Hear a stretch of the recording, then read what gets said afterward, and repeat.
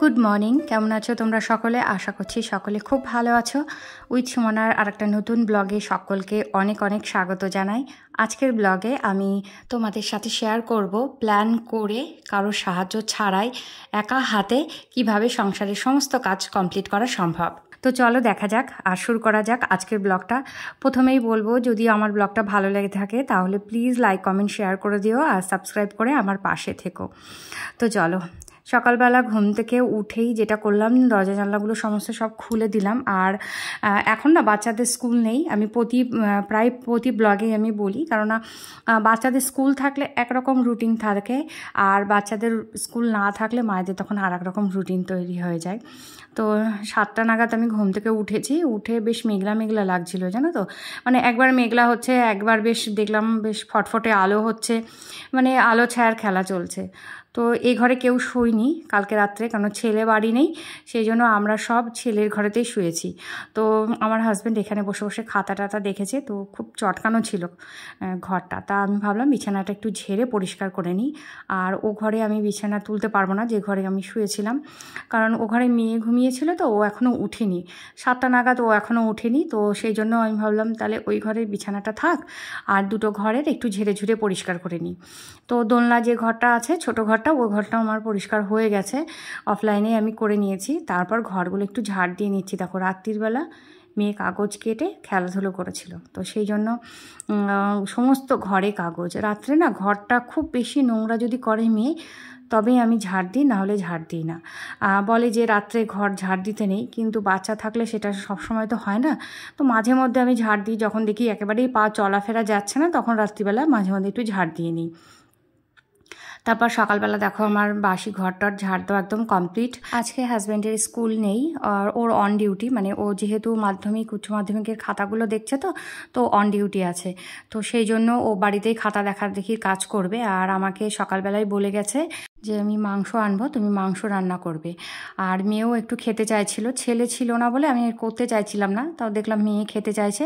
তো হাজব্যান্ড বললো যে তাহলে ঠিক আছে, তাহলে আমি তাহলে মাংস নিয়ে আসি, তুমি রান্না করবে। ও আবার হাঁটতে বেরিয়েছে, এবার হাঁটতে বেরিয়েছে, স্কুল নেই, 2-4 জনের সাথে যার সাথে দেখা হবে দাঁড়িয়ে দাঁড়িয়ে গল্প করবে, কতক্ষণে নিয়ে আসবে মাংস আমি জানি না। তো যাই হোক, আমার যেটুকু কাজ আছে বাসি কাজ সেগুলো সব আমি সেরে নিচ্ছি।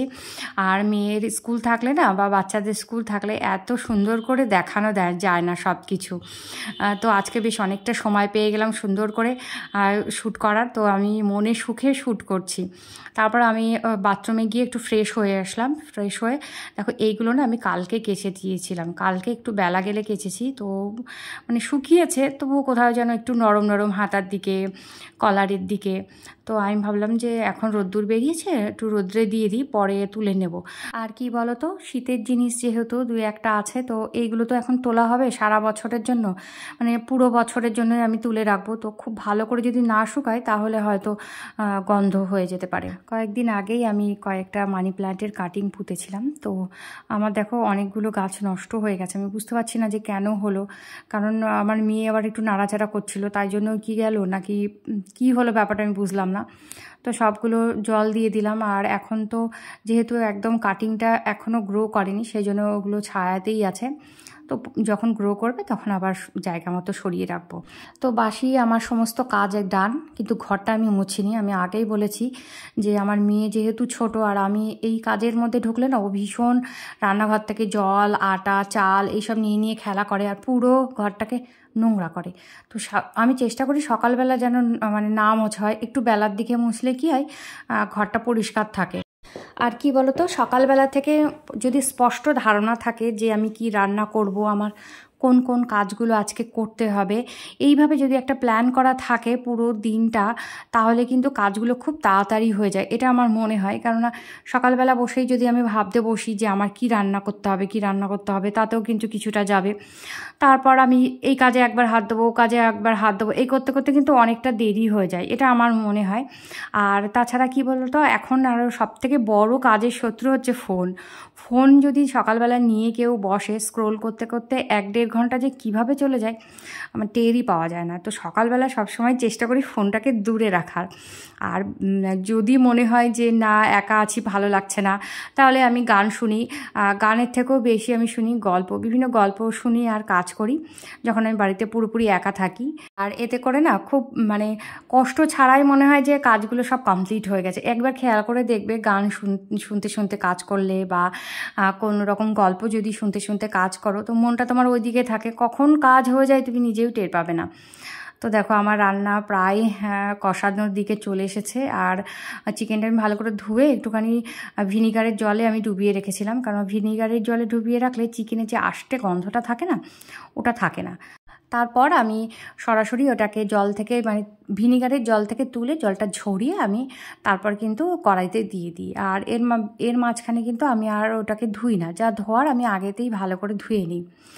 আর এখানে পেঁয়াজ, রসুন, আদা আর জিরে, মরিচ সব কিছু মিশিয়ে আমি চিকেনটা রান্না করছি। আর যে লাল লাল যে ব্যাপারটা দেখছো, এটা কিন্তু শুকনো লঙ্কার ঝাল না, এটা কাঁচা লঙ্কার ভেতরে যে লাল পাকা লঙ্কাগুলো থাকে না, আমি সবসময় ওইগুলো একটু সাইড করে রেখে দিই। যদি মাংস বা স্পেশাল কিছু আনা হয় তখন সেইগুলোতে আমি এই লাল লঙ্কাগুলো দিই, এতে কালারটাও ভালো আসে। আর শুকনো লঙ্কা খাওয়া তো একদমই ভালো না শরীরের পক্ষে। আর কথা বলতে বলতে আমার কষাটাও কিন্তু অলমোস্ট হয়ে গেছে। আর আমি কষা মাংস থেকে ছোট ছোট মাংস তুলে আমার মেয়েকে দিলাম। আমার মা আমাদের দিত, জানো তো, সেই অভ্যেসটা আমাদেরও রয়ে গেছে। আমিও আমার ছেলে মেয়েদেরকে দিই, বিশেষ করে চিকেন হলে দিই, মাটন হলে তো খেতে পারে না, তবুও তার থেকে একটু ছোট ছোট করে, ওদেরও অভ্যাস হয়ে গেছে, মা একটু দাও, মা একটু দাও, ছোট ছোট মাংসগুলো দাও। তো মাটন হলে ওই ছোট ছোটোগুলো দিই, চিবাতে তো পারে না ওরা, ভালো করে খেতেও পারে না, কিন্তু চিকেন হলে কিন্তু খুব দিই। তো এই জিনিসটা আমিও ছোটোবেলায় খুব এনজয় করতাম, আর এখন আমার ছেলে মেয়েরাও খুব এনজয় করে। আমি ভুলে গেলে কিন্তু ওরাও ভোলে না, ঠিক চলে আসে, মা কষা হয়নি। তো খুব ভালো লাগে। তোমরা কে কে এরকম খেতে, বা তোমরা কে কে তোমাদের বাচ্চাদেরকে এরকম দাও, আমাকে অবশ্যই জানিও। এর সঙ্গে আমার ছোটোবেলার একটা অনুভূতি জড়িয়ে আছে, তো সেই জন্যেই বলা। আর এখানে দেখো আমার রান্নাবান্না কমপ্লিট। রান্না হওয়ার সাথে সাথে সমস্ত বাসন আমি ধুয়ে নিয়েছি।